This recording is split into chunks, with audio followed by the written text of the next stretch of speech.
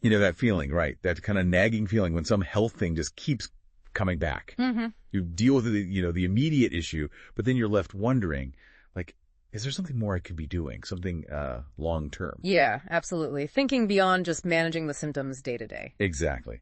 So today, we're actually digging into that very idea. We're focusing specifically on how your own body, your defenses, could play a really significant role in managing the herpes simplex virus. That's both HSV1 and HSV2.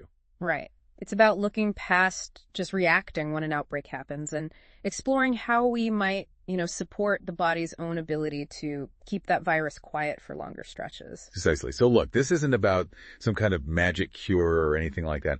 Our deep dive today is exploring the potential of immune-boosting nutritional supplements, seeing them as maybe a natural approach to managing the herpes virus. Mm-hmm. So if you're curious about ways to potentially get more sustained relief, better control, maybe looking beyond just the standard antiviral drugs, then yeah, this is definitely for you. Yeah. And, well, what sparked this conversation for us was some really interesting info we found in an article. It's called Strengthen Your Shield, the Role of Immune-Boosting Supplements in Fighting Herpes Naturally. Right.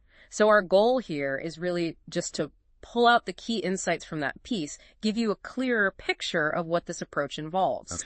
Think of this as maybe your shortcut, a way to cut through all the noise and the sometimes overwhelming information out there. We'll explore how these natural supplements might help your body keep the herpes virus suppressed. Which could potentially mean fewer outbreaks? Yeah, fewer outbreaks, maybe feeling better overall, and hopefully without getting totally bogged down in, super complex science. Sound good. Sounds great. Let's get into it. Okay, so first things first. When we say herpes, what exactly are we talking about? Let's just cover the basics quickly. Sure. So the herpes simplex virus, or HSV, it mainly shows up in two forms. You've got HSV1, which most people associate with oral herpes, those, cold sores you might get around your mouth. Right, the common cold sores. Yeah. And then there's HSV2, which is more typically linked with genital herpes. Okay. And the really persistent thing about this virus isn't just the initial infection, is it? It's what happens after. It's not like, say, a cold that your body just fights off and it's gone. Exactly. That's the key difference. After that first time you get symptoms, the virus doesn't actually leave your body. It enters what we call a latent phase. Latent, okay. Meaning it basically retreats, it finds these nerve cells in your body, and it just sort of hides out there. It goes dormant. Okay. It lies low.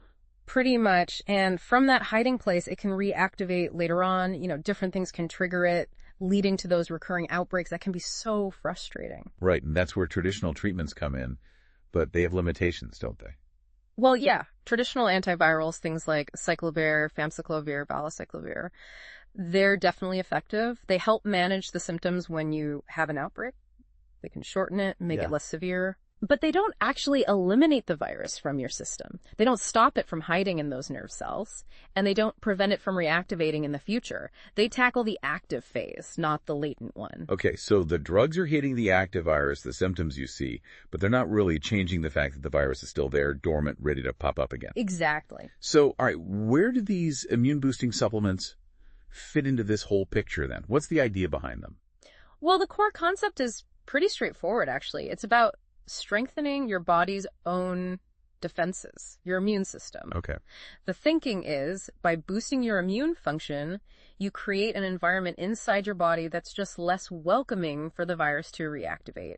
It's about supporting your natural ability to keep that virus in its dormant state. That makes a lot of sense, intuitively.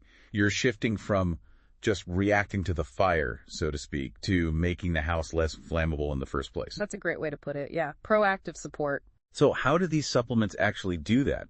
Like, what are the ways they work inside the body, according to the source material? Okay, so the article points to a few key mechanisms. The first one is pretty direct, enhancing your natural immunity. Just making the immune system stronger overall. Basically, yeah. Think of it like this. A well-fed, well-supported immune system is just better at its job. It's potentially quicker to recognize any little signs of the virus trying to stir things up, maybe even before you'd notice a full outbreak starting. And the article mentions specific nutrients involved there, didn't it? The kind of building blocks for the immune system. It did. It highlighted a few key ones. Vitamin C, for example, which most people know is important for immunity. The article suggests it acts as a strong antioxidant, helping protect those immune cells from damage. Okay. Then there's zinc. That's a mineral that's really vital for immune cells to develop properly and to kind of talk to each other effectively. Right. Communication is key. Definitely. Vitamin D3 is another big one. There's more and more research showing how important D3 is for regulating immune responses. And it also mentioned lysine. That's an amino acid. Some studies suggest lysine might help interfere with the virus's ability to replicate, potentially reducing how often outbreaks happen or how bad they are. So those are like the fundamental supports. Yeah. Giving the immune system what it needs to function well. Exactly. Foundational support. But the article also got into some, what we call advanced supplements. These sounded like they might have a more, targeted effect. Something beyond just general immune boosting. Yeah, that's a really interesting part. The idea here is that certain botanical ingredients might actually mess with the virus's ability to stay latent, to stay hidden. Ooh, okay. Like making its hiding spot less comfortable. Something like that, yeah. The article mentioned a few. Reishi mushroom, olive leaf extract, and astragalus. And the proposed mechanism, and it is proposed, is that compounds within these botanicals could potentially disrupt the signals or the processes that the virus uses to remain dormant in those nerve cells. How so? Any specifics? Well, it mentioned, for instance, that a compound in olive leaf extract called oleuropein might interfere with certain enzymes the virus needs, enzymes that are important for it to either replicate or just stay quietly hidden. Interesting. So the idea is you're making that latent state less stable for the virus, potentially making reactivation less likely. And it mentioned them working together. Yes, synergy. The article suggested that using these botanicals in combination might be more effective than using just one on its own. They could work together in different ways to create an environment that's less favorable for the virus. Fascinating. So not just a stronger guard at the gate, but maybe also making the hiding place itself less appealing for the virus. Potentially, yes. That's the concept being explored. Okay. And then there's the stress factor. Right. We all know stress seems to trigger everything, and herpes outbreaks are definitely on that list for many people. Oh, absolutely. Chronic stress is a big one. It can really throw the immune system off balance, making it harder for it to keep latent viruses like herpes in check. So how do supplements fit in there? Well, this is where another category comes in. Natural adaptogens. The article mentioned ashwagandha and rhodiola rosea specifically. Adaptogens. I've heard that term. What do they do? They're herbs that are thought to help your body, adapt to stress more effectively. One way they might do this is by helping to regulate cortisol levels. Cortisol is that main stress hormone. Right. Too much cortisol isn't good. Exactly. So by helping to keep cortisol in a healthier range, promoting a sense of calm, improving your overall resilience to stressful situations, these adaptogens might indirectly help reduce outbreak frequency. It's like they help your body handle the stress better, so the stress is less likely to trigger the virus. That's the idea. Think of them as helping your body's internal thermostat for stress stay more balanced. Less fluctuation means potentially fewer triggers for the virus. Wow. Okay. So it really is a multi-pronged approach then. Strengthening immunity overall, maybe directly influencing the virus's dormancy, and managing the stress response. That seems to be the picture the article paints, yes. A comprehensive strategy. All right. So let's bring this down to earth for somebody listening. Yeah. If they're considering this, what are the actual tangible benefits they might hope to see? What's the payoff, potentially? Well, the source points to several possible upsides. One of the main ones is potentially having outbreaks less often. Fewer flare-ups. That would be huge for many people. Definitely. Consistent use of these kinds of immune supportive supplements may lead to a reduction in frequency over time. Okay. What else? Another potential benefit is faster healing. When outbreaks do happen, certain nutrients, like some of the vitamins and amino acids we mentioned, are known to support skin repair, so they might help lesions heal up a bit quicker. Okay. Less frequent and maybe shorter duration when they do occur. That sounds promising. And then there's the emotional side, which is really important not to overlook. Yeah. Effectively managing outbreaks can make a big difference to someone's emotional well-being. Less frequency, less severity. That can translate to less anxiety, maybe less depression, feeling more comfortable socially.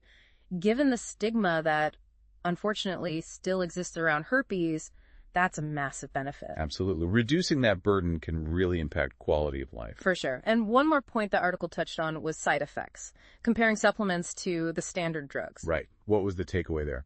Generally speaking, natural supplements, when you use them responsibly, tend to come with a lower risk of side effects compared to some pharmaceutical medications. Okay. Lower risk generally. Yes. But, and this is crucial, it's always important to talk to a doctor or a qualified healthcare professional before you start any new supplement, especially if you have other health conditions or you're taking other medications. That's a really critical disclaimer. Essential advice. Don't just jump into it without professional guidance. Absolutely not. Safety first. Okay, fair enough. So let's say someone has talked to their doctor. They're interested in exploring this. How do they even start choosing? There are so many supplements out there. It feels overwhelming. It can be, for sure. The article offered some good practical tips for evaluating options. Like what? Okay, first, look for supplements that actually contain ingredients that have some clinical research behind them, specifically for antiviral effects or immune support. Don't just go by marketing hype. Makes sense. Look for the science. Right. Second, check the label. Is it transparent? Does it clearly state what's in it and in what amounts? Are the dosage recommendations clear? Good point. No hidden ingredient. Exactly. Also, try to choose products that are free from unnecessary extras, artificial fillers, colors, common allergens, that kind of thing. Keep it clean. And finally, look for social proof and quality checks. Customer reviews can give you some real-world insight, though take them with a grain of salt. And, ideally, look for brands that use third-party testing. That means an independent lab has verified the product's quality and purity. Okay, so researched ingredients, clear labels, clean formula, reviews, and third-party testing. That's a solid checklist. It helps narrow things down. And the article actually pointed towards a specific place online people could look, didn't it, as a resource? It did, yes.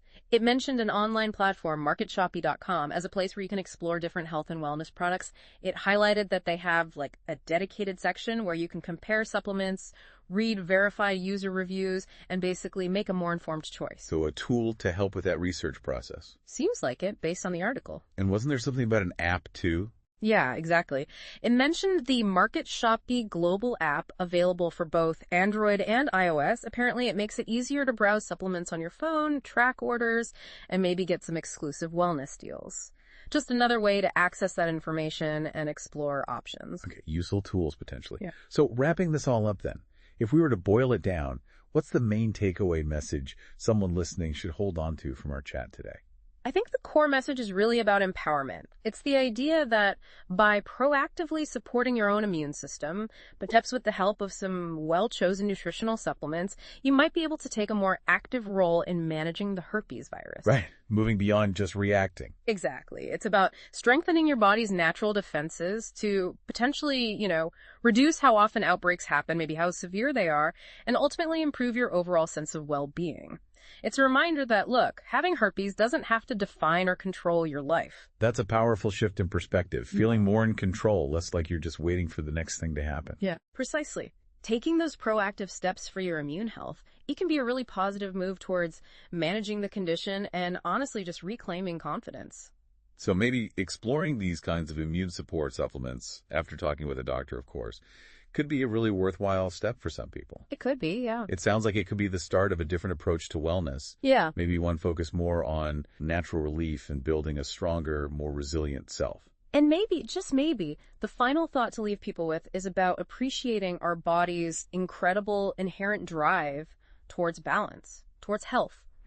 Understanding that natural defense system and learning how to support it isn't just about managing one specific condition like herpes. It's really fundamental to our long-term well-being across the board. It's about working with our bodies. Working with our bodies. Yeah. That's a great place to end. Food for thought, definitely.